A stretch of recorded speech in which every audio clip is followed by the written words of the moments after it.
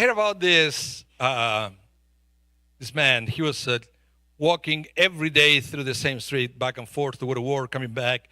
And he noticed this house, this old man in a rocking chair. Every single day at the front porch, rocking his rocking chairs with a big smile. He was always happy, always in a good mood. And, sometimes we meet people that are happy, but one day, another, but every single day. So one day, this man stopped at the house, went to talk to the man. He said, "Excuse me, I see you here every day. Rocking your rocking chair in the porch, smiling, always in a good mood. It's amazing. What's your secret?" And the guy said, "It's easy. I smoke 3 packs of cigarettes every day. I never exercise. And I only eat junk food." I said, "That's amazing. How old are you?" "I'm 26.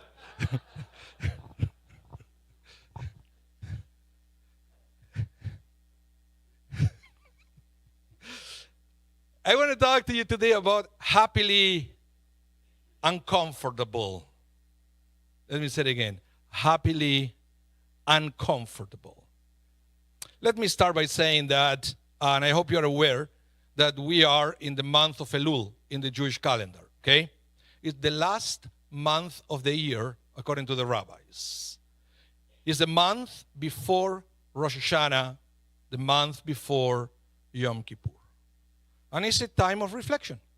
This is the time when we should start. We should use every moment of the month of Elul to make plans of what we want to change from our lives and what we want to keep from our lives. Because I know sometimes we talk about everything that we do wrong during the year, and Rosh Hashanah, Yom Kippur, we beat our chest. But it's also, you know what? You should be proud of yourself, of everything that you did right during the last year.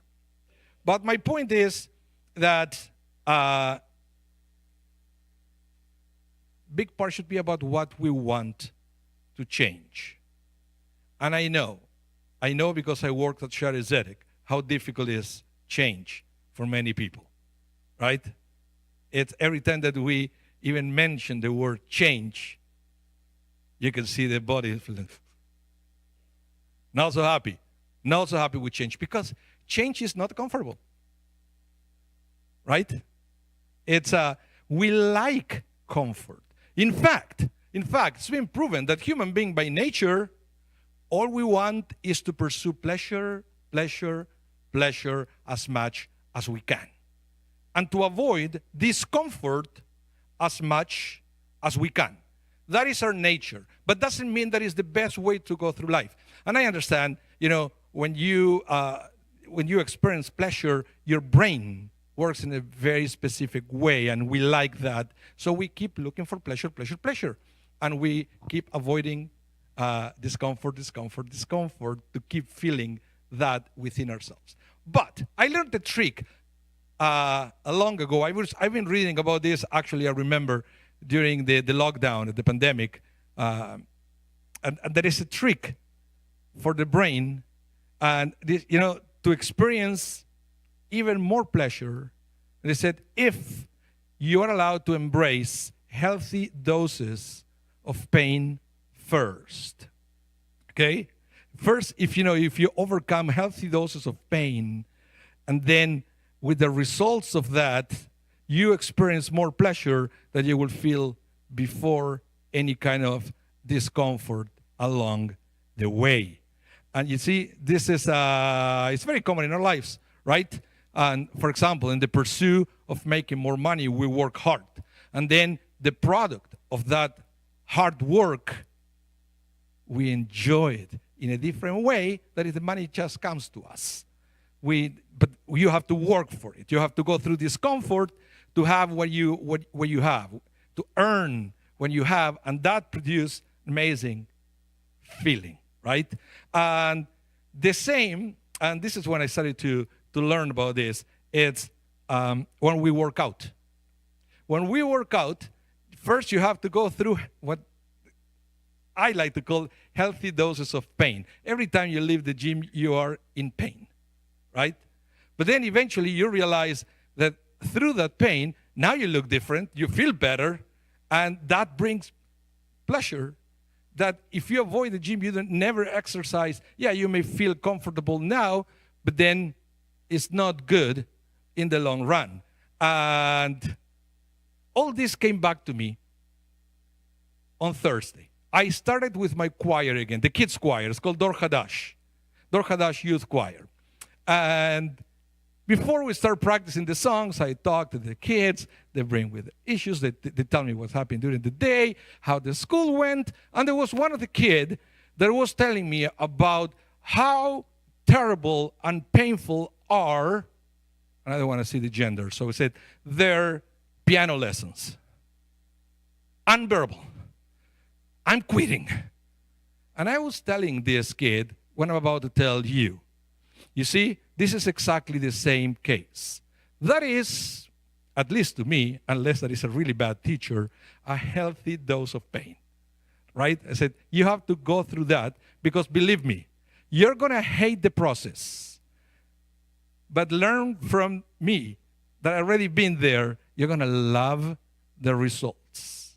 You hate the process, but you love the results. And I've seen many people that they took piano lessons, long ago. They never enjoy it. But one day, they have their own family. They sit in front of a piano and they start playing the songs they like, and that brings such amazing pleasure. Maybe that's you, if it ever happened, because it's very common among adults that they learn, they used to hate it, but now they realize that it's an amazing skill to have, and it brings so much pleasure into their lives. And let's go back to this week's parsha. And the opening words, remember I told you that I was want to talk about this during the Torah service. The parsha starts with the word, Ki teitzei lemilchama al oyevecha. It says, when you go out to war against the enemy, and it says, and God, your God, will deliver them into your hands. Okay? Beautiful thing, a beautiful promise at the beginning of the parsha. But the rabbi said, and I mentioned this is a metaphor about our struggle with the Yetzer Hara. The Yetzer Hara, we call it the evil inclination. Really, there is nothing evil about it. We have the Yetzer Tov, Yetzer Hara, the good inclination, the evil inclination. They are basically two things, two urges that we have among ourselves. When it's active, the Yetzer Hara is pushing us from one direction. Yetzer Tov is pushing us in another direction.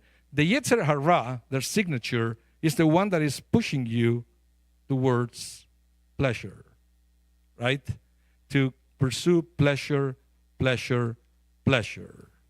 And the problem with that is when you give in to the pushing of the Yetzer Hara, all what we do is we get stuck in life, just enjoying whatever we have now. We learn to live with that. We don't want to do anything else. That's why we sometimes talk about the comfort zone. Have you ever heard that? The comfort zone? But the parsha says, at one point comes the ki teitzei. You have to get out. Get out of your comfort zone if you want to defeat the Yetzer Hara and if you want to grow. The problem is that to engage in this battle against the Yetzer Hara, we have to go through some discomfort. But we have to learn that through that discomfort that we may feel when we are struggling against bad habits, things that get us stuck, we have the opportunity to grow and to feel more pleasure after we overcome everything that get us stuck. So the parsha is giving us the recipe pretty much for growth for the next year. If we want to be at a different level, the first thing you have to do is ki teitzei. You have to get out your comfort zone. That is what gets you stuck where you are. And it's not an easy thing to do. Nobody said that it's easy, but it's necessary if we want to become better and better. And this has happened many times. If you go back to the Torah, you will read, for example, I read a very interesting commentary about the manna. Remember when the Israelites left Egypt, first they wanted to go back to Egypt. Why? Comfort zone. Again, it doesn't matter all the opportunities that they have where they were, they wanted to go back comfort zone. But then manna started to fall, and they've been eating manna for 40 years. Then it was time to enter to the promised land. They sent spies. They came back and no, we shouldn't go. We shouldn't enter to the promised land. I read a beautiful commentary that said it's because they got used to manna, and they got used to the sukkah that God used to send them in the desert. They developed a different comfort zone. And now they didn't want to get out of that comfort zone, even though they were about to enter to the promised land, a land full of opportunity, but also full of discomfort.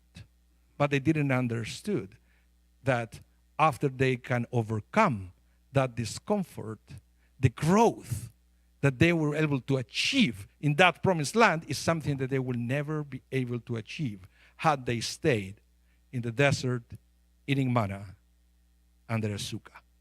So, month of Elul, this is the time for us to find ways to get out of our comfort zone.